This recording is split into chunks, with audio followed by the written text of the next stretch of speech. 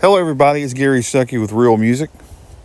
Well, Motley Crue, they got a brand new album coming out, but a new single is out right now. It's called Dogs of War.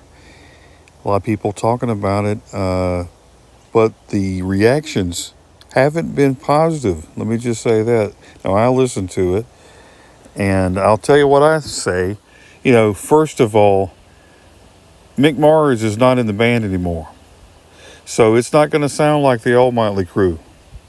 But you're thinking with John 5 coming in, he's a guitar champion. And that guy's really good. You're thinking it's going to sound really cool.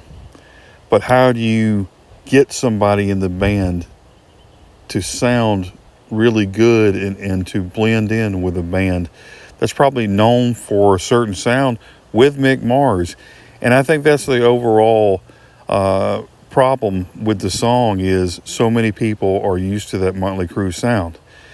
But another problem is the songs that everybody wants to hear, those guys don't exist anymore. They don't play like that anymore. And I think they've been evolving since the Dr. Feelgood album. Now, that was, to me, probably the pinnacle of their career and the most popular time, and everybody loved that era, for the most part.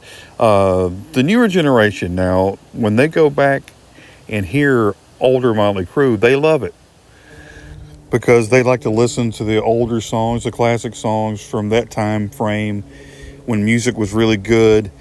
The Motley Crue fans throughout all the years have identified with a certain sound. It's not there anymore.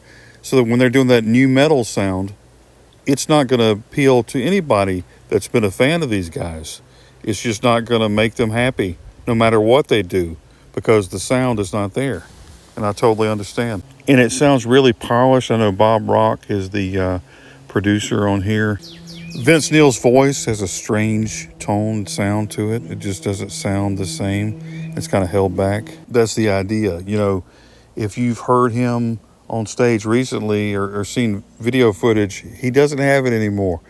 So they probably had to work with him, really hard to get him to maintain a certain sound now. And maybe they used some AI or some trickery, which I'm sure they'll defend that idea. I'm just throwing it out there. But it doesn't sound the same, and his voice is kind of quieter. The music doesn't really fit. But, in the video, it's weird. They're wearing these pig costumes, kind of reminiscent of Generation Swine. Now, I remember getting the Generation Swine album thinking, Vince Neil was back in the band after he had left, and I thought, yeah, Vince is back. They're going to have an awesome album. And then they released Generation Swine, and it just was not good to me. And then I see this new video and hear the song, and it sounds like Generation Swine. And then I see the pig heads. And I was like, wow. So maybe they're going for that. Maybe there's a reason for that. I don't know.